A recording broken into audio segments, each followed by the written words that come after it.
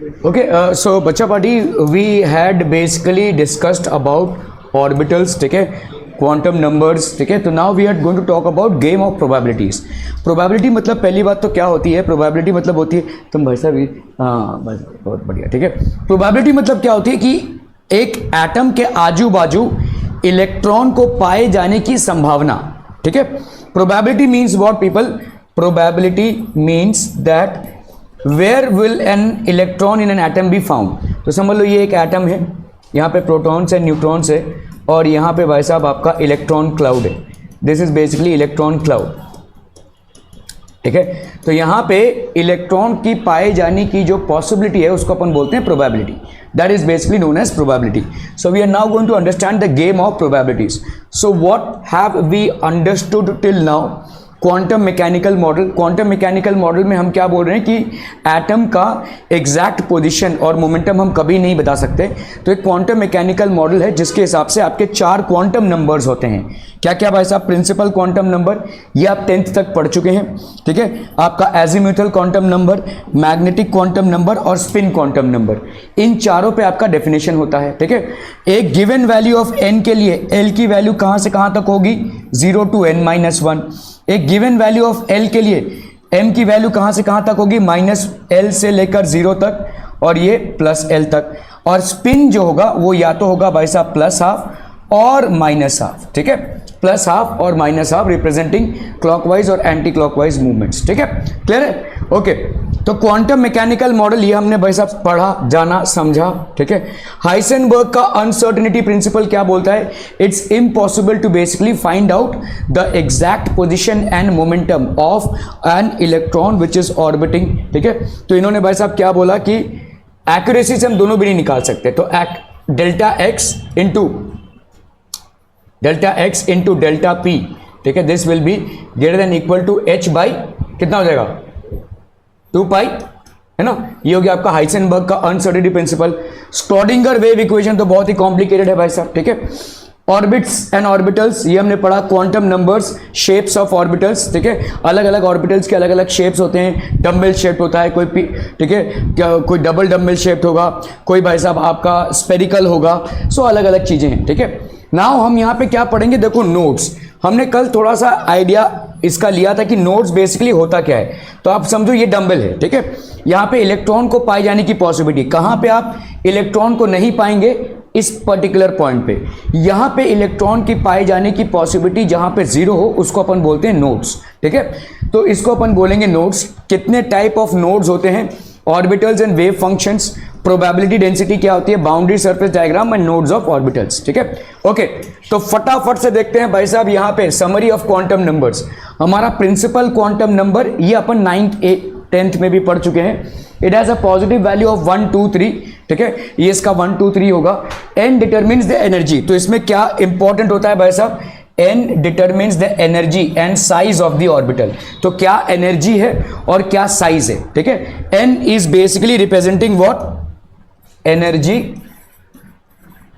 Plus size of orbital, ठीक है. Energy as the value of n increases, size and energy increases, ठीक है. तो n जो है तो एनर्जी के साथ डायरेक्टली प्रोपोर्शनल है और n जो है तो साइज के साथ डायरेक्टली प्रोपोर्शनल है, ठीक है. n क्या डिटरमिन करता है? n is basically the principal quantum number. n is the principal quantum number बच्चा party, and it is connected with the size and energy of the orbital. So n is directly proportional to energy. If n increases the value of energy will also increase, ठीक है. And it will also be n is also the. लेकिन आप बोलोगे n increase करेगा, तो देखो अगर मैं बोलूं आपको यहाँ पे E की वैल्यू क्या है? देखो -13.6 इलेक्ट्रॉन वोल्ट अपॉन n का स्क्वायर. तो यहाँ पे अगर n, तो यहाँ तो आप देख रहे हो कि ये इन्वर्सली प्रोपोर्शनल होना चाहिए.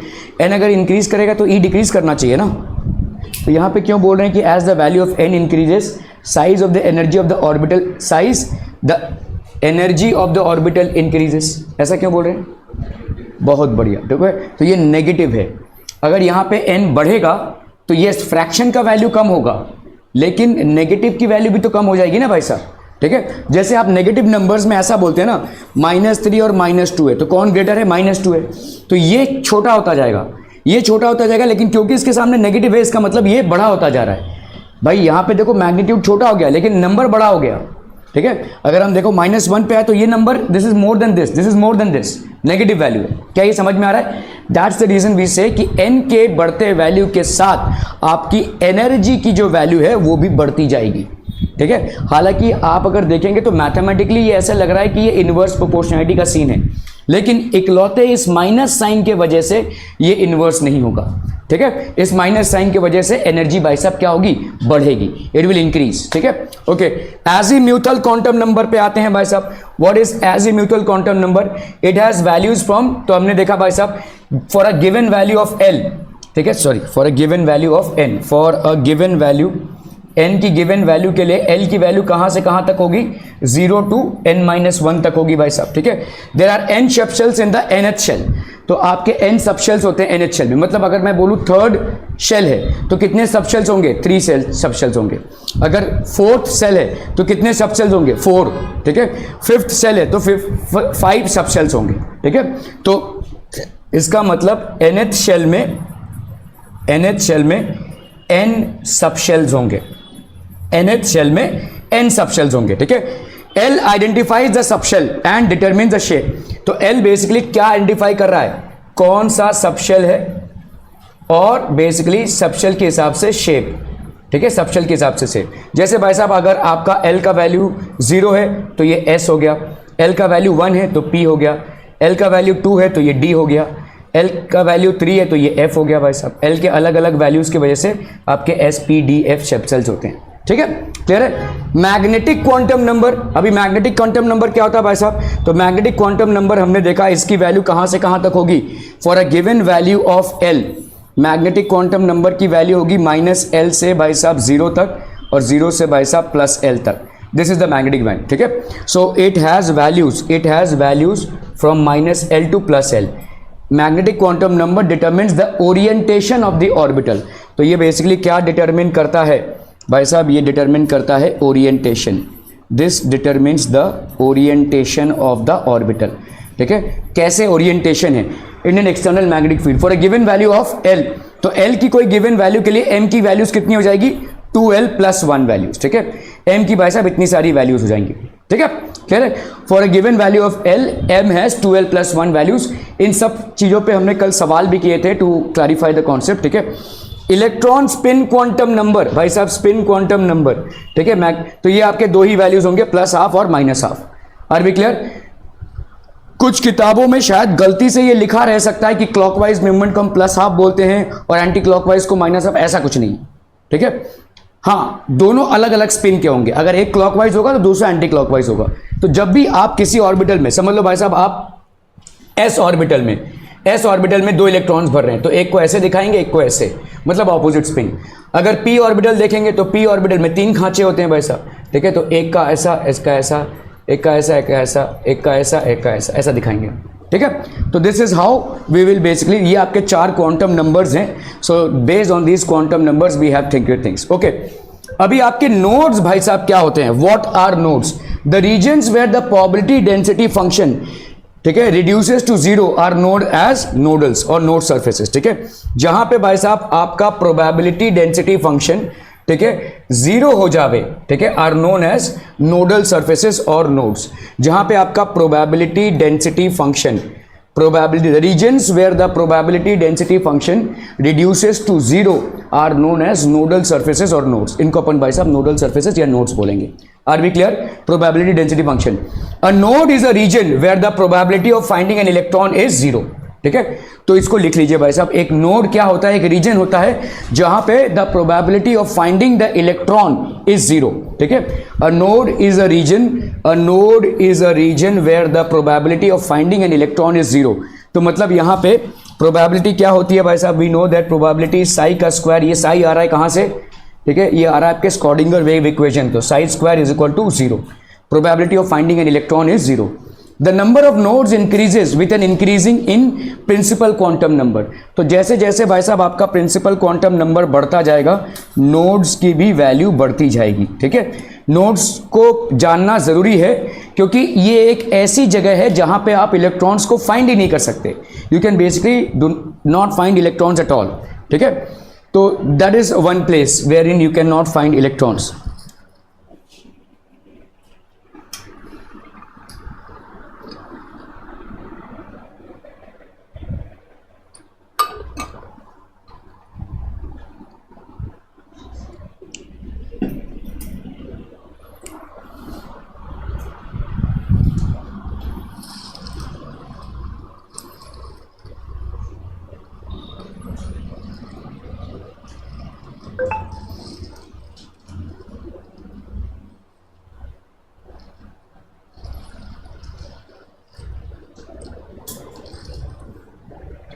ठीक है. Okay okay okay. So wave function denotes the amplitude of the electron wave. From the wave function we obtain the electron's energy, angular momentum and orbital orientation. ठीक है, तो क्या क्या हम निकाल सकते हैं भाई साहब? इलेक्ट्रॉन की energy, angular momentum and orbital orientation. Wave function से ये तमाम चीजें निकलती हैं. We obtain electrons energy, angular momentum, orbital orientation. So wave function से in the form of quantum numbers n l n m. ठीक है, इन द फॉर्म ऑफ भाई साहब आपके quantum numbers n l n m. However the square of the wave function measures the probability of finding an electron in the unit volume around the nucleus. ठीक है, तो आपका square of wave function होता है, इससे अपन भाई साहब probability निकालते हैं. Square of wave function measures the probability of finding an electron in the unit volume around the nucleus. तो आपके नोड्स क्या क्या हो जाएंगे? नोड्स आर रेडियल नोड्स और एंगुलर नोड्स. तो रेडियल नोड्स की वैल्यू भाई साहब क्या हो जाएगी? n minus l minus one, और ये हो गया आपका l, एंगुलर नोड्स. ठीक है, n हो गया आपका principal quantum number, azimuthal quantum number, total number of nodes, radial nodes plus angular nodes. ठीक है, तो ये हो गया आपका radial nodes plus angular nodes. That will be n minus l minus one plus l. तो that will be how much? n minus one. ठीक है, n minus l minus one plus l, तो ये हो गया आपका n माइनस वन. ठीक है, number of radial nodes and angular nodes में. Are we clear on this one people? हम इसको लिख लीजिए भाई साहब. नोड्स आपके दो टाइप के होते हैं, एक रेडियल नोड्स और एक होते हैं आपके एंगुलर नोड्स. ठीक है, रेडियल नोड्स और एंगुलर नोड्स. ठीक है, रेडियल नोड्स की वैल्यू क्या हो जाएगी? For a given value of n, for a given value of n. देखो रेडियल नोड्स कैसे होते हैं, यहां पे समझो ये है, यहां पे एक ऑर्बिटल. ठीक है, यहां पे भाई साहब उसका इलेक्ट्रॉन क्लाउड, यहां पे भाई साहब एक ऑर्बिटल, उसका इलेक्ट्रॉन क्लाउड. तो कहां पे इलेक्ट्रॉन ना फाइंड होने की पॉसिबिलिटी होगी? यहां पे. तो ये नोड हो गया भाई साहब, that is called radial node. ठीक है, तो अगर एक गिवन वैल्यू n है और l है, तो रेडियल नोड्स कितने होंगे? n minus l minus one. ठीक है, नोड्स में रेडियल नोड्स कितने हो जाएंगे? n minus l minus one. और एंगुलर नोड्स कितने होंगे? हमेशा l. ठीक है, angular nodes will be l, radial nodes will be n minus l minus one. तो दो टाइप के आपके नोड्स होते हैं. ठीक है, radial and angular. So n minus l minus one is basically radial nodes, angular nodes is always l. Number of radial nodes and angular nodes. तो n हो गया आपका प्रिंसिपल क्वांटम नंबर, l हो गया आपका azimuthal quantum number. Total number of nodes क्या होंगे? Radial nodes plus angular nodes. So हमेशा भाई साहब आपका नंबर ऑफ नोड्स क्या हो जाएगा? n minus one. ठीक है, तो रेडियल नोड्स आपका क्या हो गया? n minus l minus one, और एंगुलर नोड्स हमेशा क्या होंगे? l. इन दोनों को ऐड करेंगे तो हमेशा आपको n माइनस वन मिलने वाला है. ठीक है, तो radial nodes is n minus l minus one simple, और एंगुलर नोड्स हो गया भाई साहब आपका l. इन दोनों को ऐड करेंगे तो n minus one. That is the total number of nodes. ठीक है, what are nodes? Nodes are places wherein the probability of finding the electron is the least. ठीक है, वहां पे जीरो प्रोबेबिलिटी है. ठीक है, ओके. सो आपका जैसे जैसे देखो, जैसे समझो आपका रेडियल नोड क्या होता है? Radial nodes and angular nodes. तो आप देखो यहां पे रेडियल नोड आ रहा है. ठीक है, इंक्रीज इलेक्ट्रॉन डेंसिटी है. देखो यहां पे इलेक्ट्रॉन डेंसिटी ज्यादा है, और ये हो गया आपका एंगुलर नोड. ये आपका प्लेन है देखो. ठीक है, this is the angular node and this is the radial node. ठीक है, तो यहां पे आपका let's say increase electron density है. ये वाला जो ग्रीन कलर है, this is basically electron density, और यहाँ पे हल्का ग्रीन जो है दैट इज, तो ये आपका देखो यहाँ पे ये वाला जो है, यहाँ पे इलेक्ट्रॉन को पाए जाने की पॉसिबिलिटी लेस है. ठीक है, तो आपका ये हो गया एंगुलर नोड और ये हो गया आपका रेडियल नोड. ठीक है, darker region probability of finding an electron is maximum. Empty region probability of finding an electron is zero. ये आपका यहाँ पे एम्प्टी रीजन है. The probability of finding an electron is zero. ठीक है, क्लियर है? So this is how we will have radial and angular nodes. ठीक है, तो in figure 1 plane passes in between the darker regions where the probability of finding an electron is zero is known as angular node. अब यहाँ पे इस पे आ जाइए. देखो ये जो प्लेन है, यहाँ पे इलेक्ट्रॉन की पाए जाने की पॉसिबिलिटी जीरो है. ठीक है, ये डंबल शेप्ड है आपका, ठीक है। तो यहाँ पे इलेक्ट्रॉन के पाए जाने की पॉसिबिलिटी जीरो है, इसीलिए अपन इसको क्या बोल रहे हैं, this is known as the angular node. The plane wherein the probability of finding an electron is zero is known as the angular node, ठीक है, क्लियर है, okay. The plane passes in between the darker regions where the probability of finding an electron is zero is known as the angular node. Moving in the horizontal direction, the spherical regions where the probability of finding an electron is zero are known as radial nodes. तो आपके भाई साहब ये spherical region है, horizontal direction में अगर हम ऐसे मूव करें, ठीक है, ये छोटे छोटे कुछ horizontal directions है जहां पे आपका probability of finding the electron is zero. So these would be known as radial nodes. इनको अपन radial nodes बोलेंगे, ठीक है, ओके ओके ओके। सो आपका भाई साहब radial nodes versus angular nodes, radial nodes क्या क्या होते हैं, spherical regions where the probability of finding an electron is zero, और ये फ्लैट प्लेन्स होते हैं, ठीक है।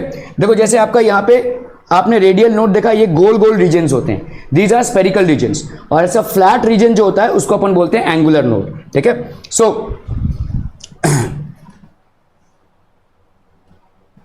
So spherical regions where the probability of finding an electron is zero, that is known as a radial node, and angular nodes are flat planes or cones where the probability of finding an electron is zero, ठीक है। They have a fixed radii, इनका भाई साहब fixed radii होता है, इनका fixed angles होता है। The number of radial nodes is determined by the principal and azimuthal quantum number। तो radial nodes भाई साहब क्या है, radial nodes का अपन ने फॉर्मूला देखा क्या है, n माइनस l माइनस 1 है, और एंगुलर नोड का भाई साहब फॉर्मूला क्या है, n, एंगुलर नोड का फॉर्मूला भाई साहब क्या है, l, ठीक है, एंगुलर नोड हो जाएगा l, ठीक है। So the number of radial nodes is determined by the, तो इसमें प्रिंसिपल और एजिमुथल दोनों का पार्टिसिपेशन है। एंगुलर नोड में the number of angular nodes is represented only by l, ठीक है। तो ये आपका क्या है, स्पेरिकल रीजन्स, मैं जो अंडरलाइन कर रहा हूं सिर्फ उतना ही लिख लीजिए, रेडियल नोड्स है, spherical regions with the probability, ये क्या है भाई साहब आपके फ्लैट प्लेन्स हैं, इतना ही लिखिए। नोड्स वैसे भी क्या है, जहां पे probability of finding an electron is zero, तो ये रेडियल नोड्स मतलब स्फेरिकल रीजन्स हो गए, और एंगुलर नोड्स मतलब फ्लैट प्लेन्स हो गए, ठीक है। इनका भाई साहब फिक्स्ड रेडियाई है, इनका रेडियस जो है तो फिक्स्ड है, ये इनका भाई साहब एंगल्स फिक्स्ड है, दे आर फिक्स्ड एंगल्स, ठीक है। तो आपका भाई साहब रेडियल नोड का फॉर्मूला क्या, जितना ब्लू से मैंने किया है उसको ही नोट कीजिए, पूरा करने की जरूरत नहीं है। n माइनस एल माइनस 1 है, और यहां पे भाई साहब l है, ठीक है। यहां पे भाई साहब आपका एंगुलर नोड में ये l हो जाएगा।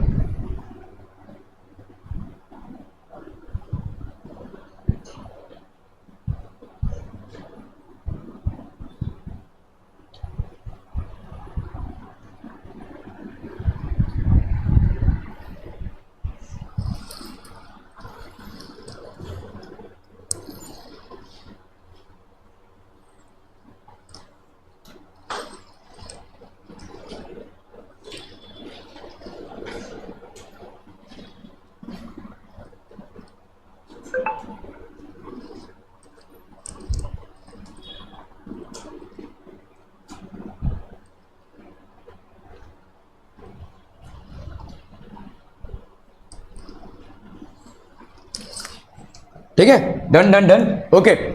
तो नंबर ऑफ एंगुलर नोड्स आपके कितने होंगे भाई साहब, l, number of angular nodes note कर लीजिए भाई साहब, number of angular nodes is l, number of radial nodes is n minus l minus 1, and total number of nodes आपके n माइनस 1 होंगे, ये नोट कर लिया ऑलरेडी, ठीक है। Number of angular nodes will always be l, number of radial nodes will be n minus l minus 1, इन दोनों को add करेंगे तो टोटल नंबर ऑफ नोड्स आ जाएगा भाई साहब, total number of nodes. So total number of nodes भाई साहब आपका कितना हो जाएगा, l plus n minus l minus 1, ठीक है। तो l और l की l कैंसिल हो गई, n माइनस 1, ठीक है। क्लियर है भाई साहब, are be clear, okay okay okay. चलिए यहां पे देखो क्वेश्चन पूछा है, find the number of radial and angular nodes for the following orbitals 2s, ठीक है। तो 2s में भाई साहब रेडियल नोड्स कितने,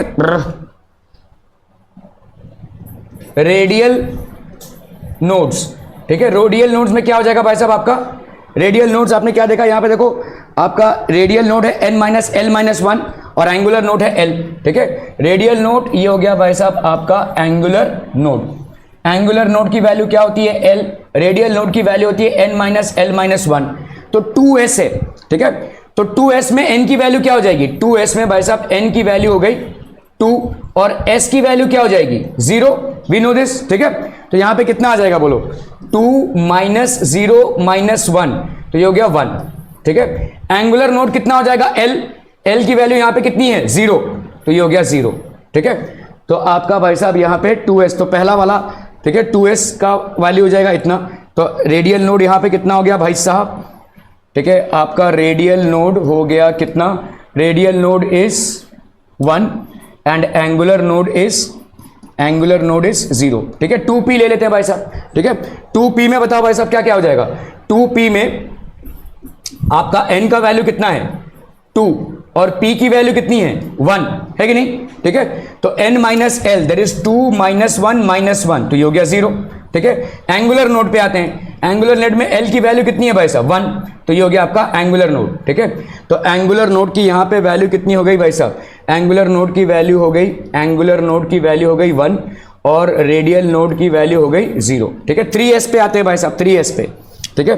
तो यहाँ पे n की वैल्यू कितनी है भाई साहब 3 और s है, तो l की वैल्यू कितनी होगी 0, तो आपका रेडियल नोड कितना हो जाएगा 3 माइनस 0 माइनस 1, तो ये हो गया आपका 2, तो ये हो गया 2 और आपका s का वैल्यू यहाँ पे कितना है 0 है, तो एंगुलर नोड कितना हो जाएगा 0, तो आपका यहाँ पे रेडियल नोड की वैल्यू हो गई 2 और एंगुलर नोड की वैल्यू हो गई भाई साहब 0। 3D पे आते हैं, ठीक है, 3D, ओके। तो 3D में भाई साहब n की वैल्यू कितनी है 3 और d की वैल्यू कितनी होगी, s की वैल्यू होती है 0, p की वैल्यू होती है 1 और d की वैल्यू होती है 2, ठीक है।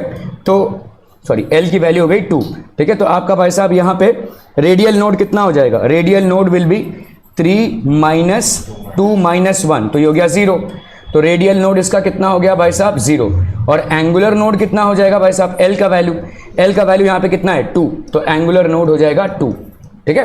क्लियर है भाई साहब, आर वी क्लियर, ओके। चलिए वैसे मिलाकर देख लीजिए यहाँ पे, तो आपका कितना हो गया 2s 1 एंड 1, अच्छा टोटल नोड्स हैं, चलिए। तो एंगुलर नोड हो गया 0 और 1,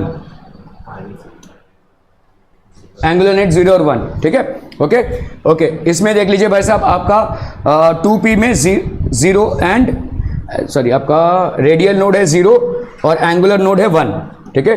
रेडियल नोड है 0 और एंगुलर नोड है 1।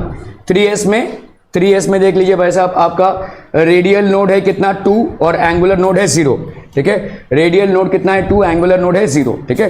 3D में देख लेते हैं भाई साहब, 3D में आपका रेडियल नोड है 0 और एंगुलर नोड है 2, तो 0 एंड 2।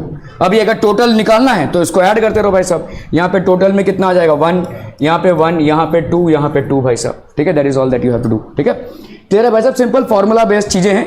तो यहाँ पे देखो टोटल नोड्स ले दिया है, ठीक है, that will B n-1, okay. Which of the following orbitals has the maximum number of nodes, फटाफट से कैलकुलेट करते हैं भाई साहब 4s, ठीक है। तो आपका 4s नोड्स हैं, टोटल नंबर ऑफ नोड्स निकालो भाई साहब, टोटल नंबर ऑफ नोड्स कितना होता है n-1, सिंपल है भाई साहब n-1, क्योंकि देखो आपका रेडियल नोड कितना होता है n-l-1 और एंगुलर नोड कितना होता है l, इनको ऐड करोगे तो n-1 आ जाएगा। तो टोटल नोड्स कितना हो गया 4s है, 4s मतलब यहाँ पे s की वैल्यू है 0, मतलब ये हो गई l की वैल्यू, ठीक है। और तो हमको इससे कोई मतलब भी नहीं है, ठीक है। तो n-1 करना, तो 4 - 1, इसका टोटल नंबर ऑफ नोड्स कितना हो गया 3, इसका टोटल नंबर ऑफ 6 - 1 5, इसका total number of 4 - 1 3, 5 - 1 that is 4।